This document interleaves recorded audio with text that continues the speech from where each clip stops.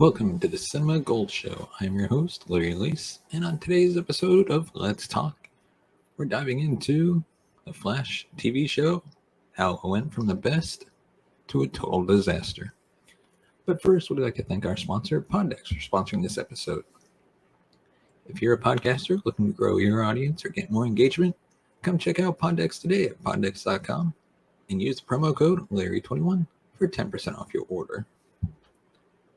I'd also like to remind you we have merch available. If you'd like to check out our merch line, the link will be in the description, and consider buying a t-shirt and support the channel. So let's dive into today's topic, shall we? And as always, this is our opinion. Let us know your thoughts on this topic in the comment section below, or on Twitter at Cinema Gold Show, right up here, or on Facebook. So without further ado, let's get into it. The CW has spent most of 2022 cleaning house in anticipation of its sale, a direct result of the newly finalized Warner Brothers Discovery merger.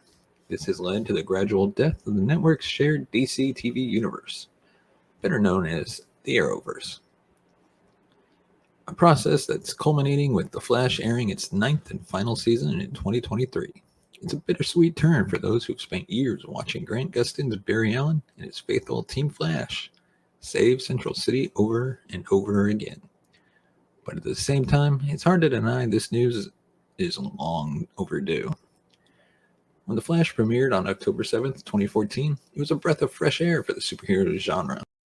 Arrow was a broody and grounded crime drama drawn in the vein of Batman Begins.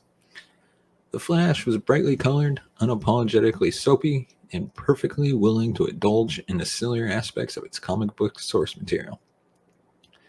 This in turn paved the way for other Arrowverse series to further explore the spectrum when it comes to tone and style. To put it another way, King Shark and Gorilla Grodd walked on the Flash, so Bebo could body slam demons in the Old West on DC's Legends of Tomorrow. What's more, The Flash managed to avoid the dreaded sophomore slump by introducing different realities in its second season, well before the Marvel Cinematic Universe began its own multiverse saga.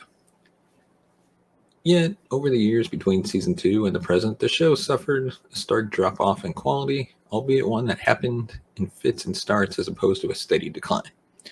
As such, in light of its cancellation, now seems a fitting time to examine how the fastest man alive ended up running off the track. The Flash debut season thrives by blending a villain in the week formula with an origin story for Grant Gustin's Scarlet Speedster, an effective adulthood coming-of-age parable. Season 1 wisely uses the particle-accelerated explosion that grants Barry Allen his powers to explain why his home, Central City, is suddenly flooded with metahuman lawbreakers. It then balances these cartoony genre elements with earnest subplots involving Barry's tragic past, his loving friends and adopted family, and his secret affection for Iris West. And yes, Iris is basically Barry's adopted sister, yet their slow burn romance somehow works in spite of the underlying weirdness. Most of that approach was successfully carried over into Season 2 between the birth of the series' multiverse, itself the source of new allies and threats alike, and the arrival of Iris's brother Wally West as part of a larger father-son motif.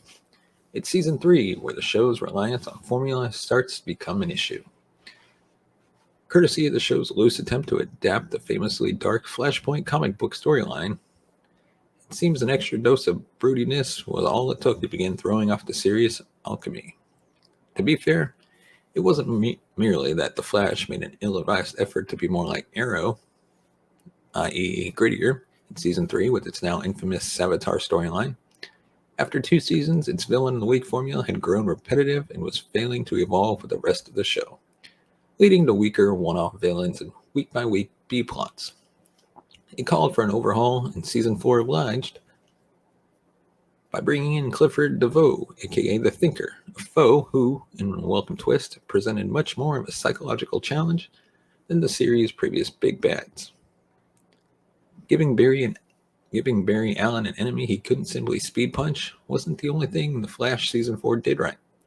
That year also saw producer Andrew Kaisberg fired in response to multiple sexual harassment allegations, after which By no coincidence, the series' female characters and their subplots got noticeably better.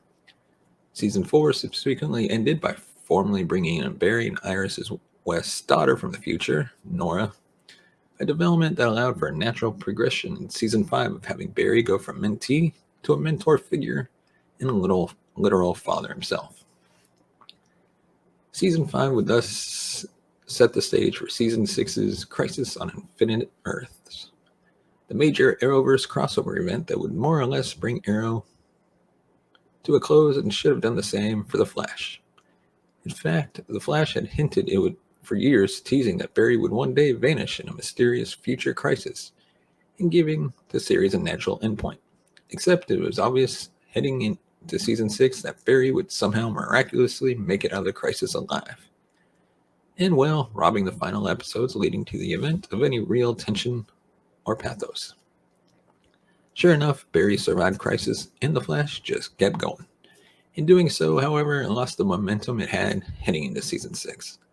The show felt directionless in a way it never had before, bringing in more characters and launching new story threads with no clear endgame. It didn't help that longtime cast member Carlos Valdez already plainly had one foot out the door well before his departure in Season 7, having planned his exit as far back as Season 4, which he admitted to TV Line in 2021. The Flash Season 7 was pretty much a perfect storm of problems. After the pandemic cut Season 6 short in 2020, Season 7 was left to try and quickly wrap up its predecessor's story, then jump right into its own. Coupled with co-star Hartley Sawyer being fired in between seasons, just as his character, Ralph Dibny, aka Elongated Man, was about to get his own major subplot, and the limits on filming imposed by the ongoing health crisis, Season 7 was one giant mess from start to finish.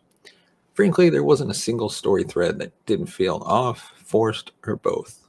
And even the attempts to bid farewell to Carlos and Tom as main cast members didn't really land. While Season 8 isn't generally regarded as quite the disaster Season 7 was, it's apparent the magic is gone, and the series running on fumes at this stage. Even if the pandemic hadn't happened, it's hard to imagine there being a reality in the multiverse where The Flash would have been better off ending with Crisis on Infinite Earths either. The idea that Barry Allen would inevitably have to vanish during the event gave the show actual stakes, the kind that kept it alive even after its formula became stale and its luster started to wear off. Moreover, The Flash was always a show defined by a simple yet powerful conceit. Even the fastest man alive can't outrun his fate. Turns out that was true in more ways than one. And of course, The Flash is returning for its 9th and final season on the CW next year. So let us know your thoughts on Flash, the series so far as a whole. Are you a fan of the whole series, or did you give it up after the quality kind of declined? And of course, if you like our videos, hit that thumbs up button, smash that like button, hit the subscribe button, hit the bell notification button, and to be notified of future videos. And as always, if you want to support the channel, you can buy us a coffee at buymeacoffee.com/cinemagold. Your support helps the channel grow. And as always, thank you so much for watching and listening. We will see you next time.